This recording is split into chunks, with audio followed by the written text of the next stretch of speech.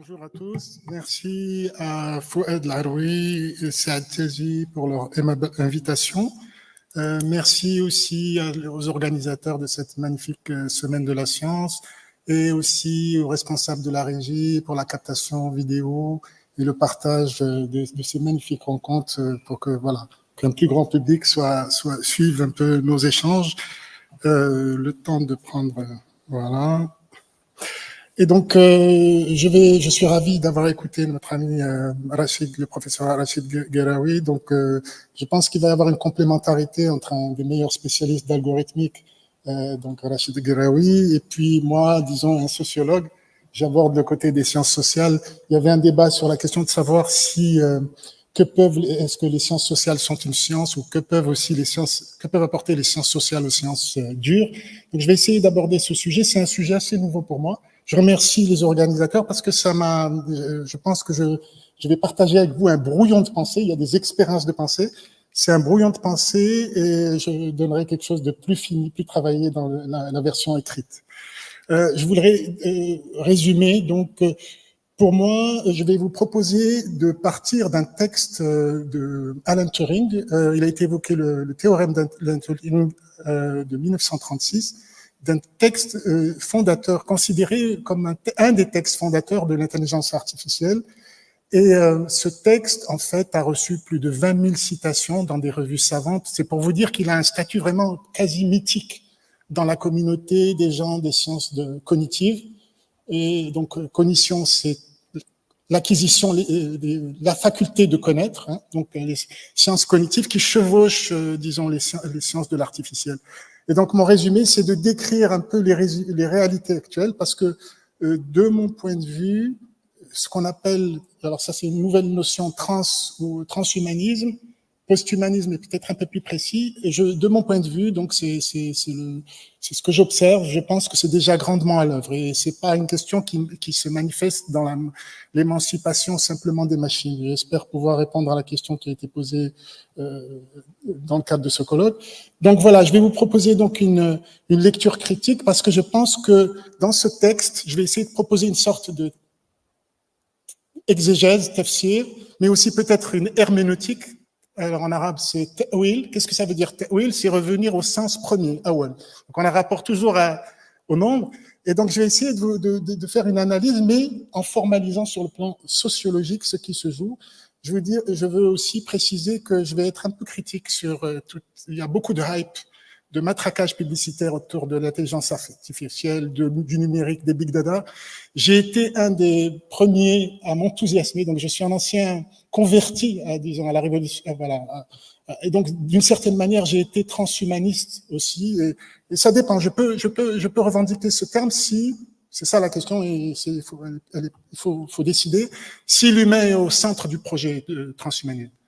Donc, pour vous dire que je ne suis pas de ceux qui font une critique pour dire que le passé était mieux avant, ça c'est ce que j'affirme toujours dans ma page personnelle. Je crois en l'homme et en l'avenir.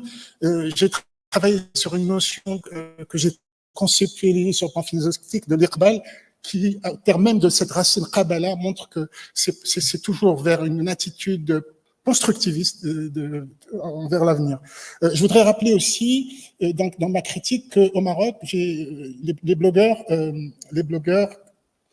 connaissent un peu l'histoire. Mon site archipresse.org a été créé en 1996, à 96, et les blogueurs marocains savent que c'est le premier site d'un personnel marocain. Et donc, je vous cite un article de Libération du Maroc de novembre 98. Et déjà là, il y avait l'idée du partage, de la connaissance, etc. Donc, c'est un rêve transhumaniste qui s'inscrit dans la pensée de Teilhard de Chardin, la noosphère, l'intelligence collective telle qu'elle a été formulée par le philosophe Pierre Lévy. Voilà, c'est des gens qui m'ont beaucoup influencé.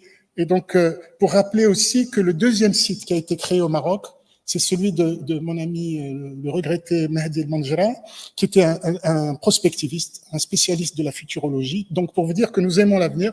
Et donc là, je lui avais créé son premier site, et lui a pris très vite les commandes de son site. Revenons donc au sujet. Alan Turing, c'est un immense scientifique. Et donc, à partir de ce texte, qui n'est pas un théorème, mais qui est un texte, une expérience de pensée, il annonce, de mon point de vue, tout ce qui va déferler juste après. Donc ça, c'est une citation qui, à mon avis, est très, très parlante. Voilà. Alors, on a évoqué un petit peu l'histoire de l'algorithme. Je voudrais juste, sans entrer dans les détails, parce que je parle sous le contrôle de Rachid Guiraoui, il est beaucoup plus à même de préciser l'histoire de la naissance de l'informatique, mais pour vous dire qu'à la fin du 19e siècle, les gens étaient presque convaincus que la science était finie, et puis va arriver la théorie de la relativité générale, la physique quantique. Et puis en mathématiques, on avait aussi l'idée que on pouvait mécaniquement boucler un système de raisonnement logique, codifier le raisonnement mathématique. Et donc, en fait, il y a deux grands théorèmes par deux logiciens, donc Gödel en 1930 et Turing, donc, qui vont, à travers deux théorèmes, détruire à jamais ce rêve de codifier le raisonnement mathématique. Donc, c'est un échec spectaculaire du point de vue qui a été très mal vécu. Et donc, le premier théorème d'incomplétude, ce qu'on appelle l'incomplétude de Gödel, voilà, c'est énoncé en deux temps. Voilà, si un système formel contient l'arithmétique élémentaire, donc c'est la partie la plus sûre, hein, la plus connue des mathématiques, est supposé consistant ou cohérent, alors il est incomplet. Donc, apparemment, là, je vous livre des connaissances qui doivent faire partie d'une culture générale pour des gens qui viennent par exemple des sciences sociales, ou sur disons une culture générale, ça a l'air pas très important, mais vous pouvez pas imaginer l'impact que ce résultat a produit pour les mathématiciens. Voilà, donc Gödel dit: mon théorème montre seulement que la mécanisation des mathématiques, l'élimination de l'esprit et des entités abstraites est impossible si on veut obtenir une fondation et un système satisfaisant des mathématiques. Donc là, tout de suite, on voit que vérité et preuve, il y a un clivage entre ces deux. Hein. Donc, et puis, il y a la question de la sémantique. Je voudrais préciser que, si vous voulez, on a évoqué des boucles logiques. Rachid Guiraoui a montré le paradoxe du menteur. Alors, il y a un certain nombre de boucles logiques comme ça, et les mathématiciens étaient embêtés par ces systèmes. Et donc, ça va donner la théorie des ensembles. Voilà, la circularité de certains paradoxes était considérée comme redevable du fait qu'on utilise le langage naturel. Et c'est pour ça qu'on a voulu essayer de codifier à travers le formalisme, à travers un langage formel qui soit univoque. Le résultat de Gödel et aussi après de Turing, c'est ça le résultat. C'est que même dans disons dans l'aspect formel, l'aspect syntaxique, il y a des boucles qui fait que la réalité, voilà, qu'on arrive à des situations d'impasse, voilà, d'incomplétude, d'incalculabilité. Donc le théorème de l'arrêt, je ne vais pas l'évoquer, il a été évoqué par Rachid Guiraoui. Et là, effectivement, à partir d'une réflexion sur la logique, on arrive au logiciel. Donc, existe-t-il un programme algorithmique susceptible de déterminer l'arrêt d'un programme informatique? Turing démontre que ça n'existe pas. J'en viens maintenant donc à l'article fondateur de l'IA, un des articles. Il est paru dans une revue de psychologie et de philosophie, le texte s'intitulait « Les ordinateurs et l'intelligence ». Alors il y a un film qui est sorti, qui retrace la vie d'Alan Turing, il y a un très bon livre aussi, The Imitation Game, le jeu de l'imitation. Et donc, c'est une expérience de pensée. Alan Turing va nous inviter propose un dispositif. Je propose de considérer la question: les machines peuvent-elles penser? Et tout de suite, il va pour solutionner cette question, il va utiliser c'est un peu sa méthode même pour le théorème de l'arrêt, une autre question. Il va poser une autre question pour essayer de traiter ce premier problème. Il va reformuler le problème en décrivant un dispositif qu'il appelle le jeu de l'imitation. On parle beaucoup du test de Turing, en fait c'est ça, mais lui mentionne surtout le jeu. Il y a 2 fois la notion de test, mais pas directement liée à cette expérience de pensée. Et donc le jeu de l'imitation se joue à 3. Alors suivez bien: un homme, une femme et un interrogateur qui peut être de l'un ou de l'autre sexe. Donc déjà, il y a la question du genre qui apparaît. Et l'objet du jeu. Et d'emblée, dans le début de l'article, c'est de déterminer lequel des deux est l'homme et lequel est la femme. D'accord? Donc on est un peu, c'est comme ça qu'on aborde l'IA, c'est par la question de, voilà, distinguer l'homme de à travers un jeu. Et tout de suite après, voilà. Tout de suite après, il pose maintenant une autre question. Qu'est-ce qui arrive si on met une machine qui prend la place de A, donc de l'homme, dans le jeu?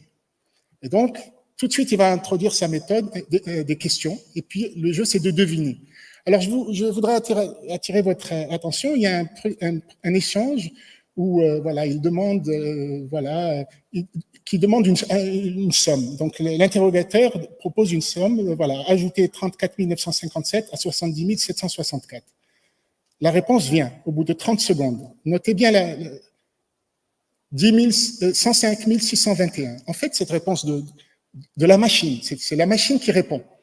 En fait, cette réponse est fausse. Alors, notez, le jeu de l'imitation, déjà, il y a l'idée d'une simulation et l'idée d'une dissimulation et d'un leurre. Parce que la machine, en simulant l'homme, en fait, pour induire en erreur, se dissimule et donne une réponse erronée. Donc, regardez la finesse du raisonnement de Alan Turing et dans sa formalisation du jeu de l'imitation. Donc, tout de suite après, il passe un peu à attendez, juste, je vois. Voilà, donc je vous ai montré cette question de simulation, dissimulation et d'induction en erreur. Et puis ensuite, pour vous dire franchement, dans ce texte, il y a des bizarreries, et, voilà, des choses très très bizarres. Il introduit une question, ils disent dans la section les machines pouvant prendre à ce jeu, exclure de la catégorie des machines les hommes nés de la manière habituelle. Et puis, on pourrait requérir, par exemple, que les ingénieurs soient tous du même sexe. Quel rapport avec ce jeu de l'imitation et avec le sujet, les machines et l'intelligence? Donc, on va... Turing poursuit un peu comme ça, mais il y a un certain nombre d'éléments qui reviennent. La question de la race, de la sexualité, voilà. Alors, il induit des arguments, et par exemple, voilà... il utilise la métaphore il montre une machine pourrait entretenir des liens d'amitié comme ceux qui rapprochent les hommes blancs ou noirs. Ça, c'est une mauvaise traduction, parce que quand vous regardez dans la traduction, le texte en anglais, un genre d'amitié entre un homme blanc et un homme blanc, ou un homme noir et un homme noir. Donc, c'est plus précis comme traduction. Donc là, il y a une question, il veut exclure du coup la femme dans cette. Déjà, la femme est un prétexte dans ce jeu de l'imitation parce que c'est vraiment le sexe faible et passif et absent parce que on veut simuler, mais en fait, voilà, l'homosocialité à tout le moins apparaît donc dans ce texte. Et donc, il poursuit par ailleurs par ailleurs, et il commence à travailler sur la question de la machine enfant. Donc, en fait, et de l'apprentissage. Donc, il y a cette idée qu'il voudrait engendrer une machine. Voilà, il parlait des enfants, des hommes du même sexe, mais comment engendrer une machine sans femme? Et ben voilà, on prend la métaphore de l'enfant et on instruit aussi le processus de l'éducation. Donc, c'est un peu... Ça montre chez lui, c'est le père de l'informatique, c'est le père fondateur, et donc il y a cette dimension de paternité, mais sans forcément, disons, passer par la procréation ne passe pas par la femme. Moi, comment je suis arrivé à ce texte, c'est parce qu'il y avait un lien avec l'islam et je l'ai mis dans une note dans mon dernier livre, et c'est pour ça que j'ai développé je suis parti de cette note. Il va développer par rapport à ce jeu toutes sortes d'objections concernant l'idée, la question principale, les machines peuvent-elles penser? Et il soulève l'objection théologique, il dit penser est une fonction de l'âme immortelle de l'homme, ni l'animal ni la machine ne peuvent penser, et il dit je ne peux accepter en rien cette objection, je trouverais l'argument plus convaincant si les animaux étaient classés avec les hommes. Et puis il pose encore une fois une question très très bizarre, et pour ne pas dire totalement stupide et erronée, comment les chrétiens considèrent-ils l'opinion musulmane, les femmes n'ont pas d'âme? ramène voilà toujours la question de la femme et puis l'opinion. Et là, on a étrangement, on a déjà l'ignorance sur l'islam et on a peut-être même l'islamophobie hein, dans ça. C'est pour ça que j'avais repéré ce texte. Vous pouvez chercher cette question des femmes n'ont pas d'âme. Je pense que ça s'est posé. C'était une question qui s'est posée parmi des théologiens chrétiens ou des philosophes. Je crois que j'ai pas la référence en tête, mais c'est un débat qui a occupé dans le Moyen Âge, disons les Européens.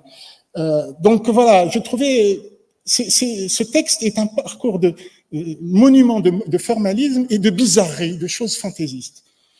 Bon, je ne vais pas poursuivre sur ce texte, mais je crois qu'on a tout de suite on voit apparaître qu'il y a la question. Ce qui était intéressant, c'est que la machine a simulé un homme au début qui simule une femme pour induire en erreur un interrogateur. Et pour moi, ce qui triomphe aujourd'hui, c'est cet épistémé de l'algorithme, cet aspect de simulation. Donc ça, c'est très important pour les sciences de la cognition, c'est-à-dire selon Turing, calculer ses pensées, mais dans les fonctions les sciences cognitives, simuler, c'est connaître. Bon, c'est très bien la simulation, mais il y a la dissimulation et puis l'induction en erreur. Je cite cette logique, je reviens à une logique en boucle que Turing a écrit plus tard. C'était cette idée que voilà, Turing croit que Turing believes machines think, Turing lies with men, therefore machines do not think. C'est exactement une boucle logique comme celle de Crétois. Hein. Je mens, alors est-ce que c'est vrai ou non? Voilà, là, il avait fait mais il l'avait écrit en note peu avant de mourir en disant qu'il était en détresse, hein, en fait. Et donc, le sociologue, il est intéressé de savoir pourquoi ces bizarreries, pourquoi ce genre de cognition, pourquoi on simule la femme, mais finalement on la fait disparaître, et puis on revient sur une homosocialité, etc. Donc, en fait, quand on connaît la vie de Turing a travaillé pour les services secrets, il est un des gens à qui l'on doit la victoire des Alliés sur les Allemands, parce qu'il a participé au déchiffrage du code allemand. Il a travaillé avec les services secrets une bonne partie de sa vie, en fait. Il n'a pas mené une carrière de scientifique dans le milieu académique apaisé, même s'il a été à Princeton ou autre. Il a travaillé avec les services secrets. Et là aussi, nous avons encore ce qui triomphe aujourd'hui dans cette collusion entre voilà le secret, la dissimulation et disons une opacité pour voilà derrière le numérique. Bon, et moi je dis voilà, en fait le problème de Turing, c'est que Turing était homosexuel et pour lui il le vivait de manière totalement spontanée, mais il était travaillé par l'anxiété parce qu'il vivait dans une Grande-Bretagne qui était misogyne, qui était bien conservatrice, qui était raciste, et dans ce texte tout cela transpire, je dirais, transparaît. Et donc Turing, je dirais que son véritable problème de l'arrêt, parce que c'est un des plus grands génies des temps modernes, son problème de l'arrêt, c'est justement cette question de Turing lies with men. Turing ment aux hommes. Alors, il a été arrêté et condamné pour des délits sexuels avec un homme, voilà, contre nature. Et l'Angleterre, à l'époque, traitait l'homosexualité par la castration chimique. Aujourd'hui, une minorité de pays, encore 70 pays peut-être, considèrent l'homosexualité comme un délit. Certains défendent même avancent, disons, une peine de mort. Mais disons que les pays voilà, il y a de moins en moins de pays qui considèrent cette question comme délictuelle. Peut-être qu'elle est sur le plan religieux encore, elle peut être un péché, mais sur le plan légal, en tout cas, elle est délictuelle dans une minorité de pays de la planète. Mais si vous voulez, le problème de l'arrêt, ça aura été son émasculation. Et donc, ça l'a conduit à se suicider, finalement. Et comment il s'est suicidé? Il a croqué, il avait vu le film de Walt Disney, et il a croqué une pomme empoisonnée au cyanure. Voilà. Alors donc, moi, je trouve que c'est 5 minutes. Je trouve que c'est une métaphore vraiment qui reflète exactement ce qui triomphe aujourd'hui. Le scénario Walt Disney, c'est le côté un peu entertainment, voilà, aujourd'hui qui triomphe. La question de la proximité avec le sécurité, le secret d'État. Je pense que ce texte montre que finalement tout ça, voilà, c'est ces aspects-là de dissimulation, de simulation et d'induction en erreur qui triomphent dans les paradigmes de l'intelligence artificielle. Alors, voilà, c'est un genre de cognition. Alors, lies with men, on peut traduire par, effectivement, ment aux hommes, mais ça peut veut dire, en anglais, to lie, c'est aussi se coucher, s'allonger. Et donc, j'aime bien la définition de Gilles Deleuze qui reprend Lewis Carroll, parce que là aussi, c'est un logicien mathématique. Mentir, c'est s'étendre en faux. Donc voilà, nous avons dans l'épistémé de l'IA qui a triomphé, on a fait ce choix. C'est un genre de cognition, de s'étendre en faux. Et je me pose la question, parce que nous voyons les ravages aujourd'hui de cette IA qui nous induit en erreur. En fait, le test de Turing, on est tout le temps leurré, parce que nous sommes en contact avec de plus en plus avec des interfaces, avec des interlocuteurs dont on ne sait pas si ce sont des robots ou des humains. Hier, je voulais vérifier ma facture, il m'a fallu 15 minutes pour identifier que j'avais vraiment affaire à un humain. Donc ça, voilà, si on est un peu distrait, on peut être manipulé. Alors, moi, je pose des questions. Pourquoi on n'a pas fait des dispositifs où on révèle l'intelligence? Parce que l'intelligence, elle existe de tout temps dans toutes sortes d'objets. Il y a des objets qui pensent bien avant l'ordinateur, indépendamment, qui calculent, qui donnent des mesures, le fil à plomb, des horloges solaires, etc. Et je prends cette idée de la maïotique, par exemple. Pourquoi on n'aurait pas imaginé un dispositif qui fasse accoucher l'esprit, hein? Et là aussi, Socrate, ça aurait pu être un rapport intéressant. Une réminiscence d'un savoir ignoré.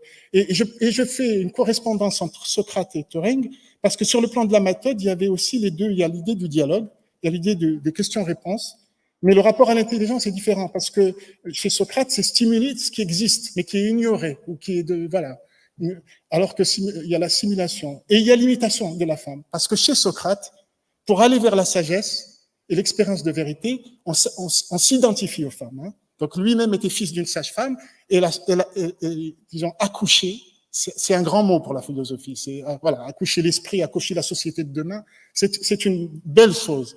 Donc, et tous les deux, en fait, ont été jugés par la justice, et tous les deux se sont donné la mort en ingurgitant un poison. C'est pour dire que, par exemple, le dialogue socratique est un très beau procédé didactique. Malheureusement, c'est pas ce qui triomphe aujourd'hui. Ce qui triomphe, c'est le dialogue par écran interposé. J'ai parlé des objets qui pensent et calculent d'eux-mêmes. Je voudrais me dire que même le mot calcul ramène à un objet. Ça veut dire caillou, fondamentalement. Le mot penser procède de la physique. Ça veut dire peser. Donc, on n'a rien inventé avec la machine qui calcule formalisée. De tout temps, il y a des objets qui pensent indépendamment et qui pensent, calculent, mesurent indépendamment des objets. Évidemment, nous avons, avant les mathématiciens, nous avons Leroy-Gourhan qui l'a énoncé, l'externalisation des facultés cognitives. En fait, tout ce que nous avons développé comme artificiel correspond à des fonctions cognitives qui nous ont libérés. Donc, Michel Serres parle, par exemple, de la louche ou la cuillère qui reproduit le creux de la main, ou le marteau qui imite le poing fermé. Et il a, à propos de l'outil, le gnomon, il a une phrase magnifique. Le je pense de Descartes a 300 ans, alors que le gnomon dit qu'il connaît depuis plus de 3 millénaires. Je voudrais rapidement conclure sur les dangers pouvons-nous survivre à la technologie. L'informatique est née aussi de la construction des premières bombes atomiques. Donc, cette idée que tous les processus stables, nous les prévoirons, tous les processus instables, nous les contrôlerons. Le projet de l'informatique, au début, c'était de contrôler le climat. Et von Neumann, qui est aussi un des pères de l'informatique, disait que une fois que le contrôle du climat à l'échelle est devenu possible, nous aurons à gérer toutes sortes de dangers. Je crois que nous sommes déjà arrivés à cette question. Pouvons-nous survivre à cette technologie et aux dangers face au péril climatique qui a été évoqué tellement de fois, la survie de l'espèce humaine. Il ne s'agit pas de chercher l'immortalité d'un individu, mais en tant que collectivité, comment on va faire quand il fera plus de 50 degrés et que la vie sera impossible dans une bonne partie du monde. Enfin, il y a eu beaucoup de discussions sur des gens extrêmement enthousiastes. La science est toute bonne, la science nous sauvera, la technologie nous rendra immortels. C'est en fait une application, c'est du super hype de la fameuse loi de Moore, Gordon Moore, le fondateur d'Intel, qui avait fait une observation sur le doublement de la puissance, la croissance exponentielle de la vitesse de calcul des composants électroniques qui doublerait tous les 2 ans. Et en fait, on a extrapolé cette tendance, on en a fait une loi, et aujourd'hui, on applique bêtement, on croit que tout va se développer, que le progrès ne cessera pas. Il y a une autre loi qu'on voit par exemple sur le plan de la santé. On a beaucoup évoqué la question de la santé. La science bute sur la question du cancer depuis plus de 50 ans. On nous a dit qu'on vaincrait le problème du cancer, qu'on le maîtriserait. On n'y est toujours pas arrivé. Donc, on a remarqué que dans le monde, la Big Pharma, au niveau de l'industrie, il y a une observation totalement à l'inverse de la loi de Moore, qui s'appelle Eroom Law, donc c'est inversé. C'est que depuis la production et la découverte de nouveaux médicaments est 2 fois plus longue, voilà, il y a plus lente, plus coûteuse avec le temps, malgré les techniques hyper basées sur l'algorithmique. C'est-à-dire qu'on a évité, on a éliminé dans les processus de découverte de médicaments des vrais laboratoires avec des gens qui, par hasard, vont marcher dans le jardin et qui vont avoir une idée géniale, et tac, il va y avoir une... Là, on passe tout au crible informatique, à les algorithmes, etc. Mais finalement, on a un rendement décroissant. Et donc là, on peut parler, certains avancent qu'il y a un pic de la connaissance, comme il y a un pic pétrolier, c'est que les prochaines, il n'est pas du tout garanti, contrairement à ce qui était avancé, que les prochaines générations sachent mieux que nous, mais au contraire, qu'il y aura peut-être un déclin de la connaissance, parce que tellement nous sommes envahis par le numérique et par l'intelligence artificielle. On a un effet miroir de ces deux fonctions. Je voulais parler aussi de ce jeu de limitation où, par exemple, voilà, la plupart des femmes qui sont simulées dans des sites de rencontres sont des bots. Je voudrais valider le test de Turing dans les discussions en ligne du président pour l'élection de 2016 présidentielle. 20% des gens qui discutaient étaient des bots. Et ces 20% ont fait la différence et ont fait passer notre ami Trump. Là, l'idée aussi de la neutralité de la technologie, c'est alerte. Ce que je vous ai montré à travers le texte de Turing, ça montre la répression, le climat de répression, ça vous répond l'intimité d'un scientifique, donc le contexte social. Là, on a une expérience, je vous invite à regarder sur YouTube, HP Cameras are Racist. C'est une démonstration qui montre que la caméra ne peut pas reconnaître un noir quand il se déplace, tandis que pour une blanche, ça fonctionne. Et comme par hasard, chez Hewlett-Packard aux États-Unis, seulement 6,74% sont des noirs. Donc, ça, c'est des exemples. Voilà, je vais conclure juste pour dire qu'aujourd'hui, voilà, 3 livres qu'il faut lire. L'âge du capitalisme de surveillance, Nouvel âge des ténèbres, L'âge de la colère de Pankaj Mishra, et à mon avis, c'est ceux-là qui peuvent dire. Alors, pour répondre à la question, moi, je pense que l'homme, malheureusement, ne peut plus être en deçà des machines. C'est que l'homme est devenu une machine, que nous aimions la technologie parce qu'elle pouvait nous servir, nous libérer, mais nous sommes devenus une nouvelle forme d'ouvriers, c'est un nouveau prolétariat. Nous servons des algorithmes, nous sommes nous-mêmes des rouages de cette machinerie, nous sommes épuisés, le téléphone est une servitude, une addiction, et donc je crois que nos facultés, je crains comme un pic de la connaissance, et je crains que si nous ne reprenons pas le contrôle de la technologie, nous soyons une sous-espèce de machine, la machine en nous, des automates, ou ce que Gilles Châtelet a dit dans son livre « Vivre et penser comme des porcs », du bétail cognitif. Merci pour votre attention.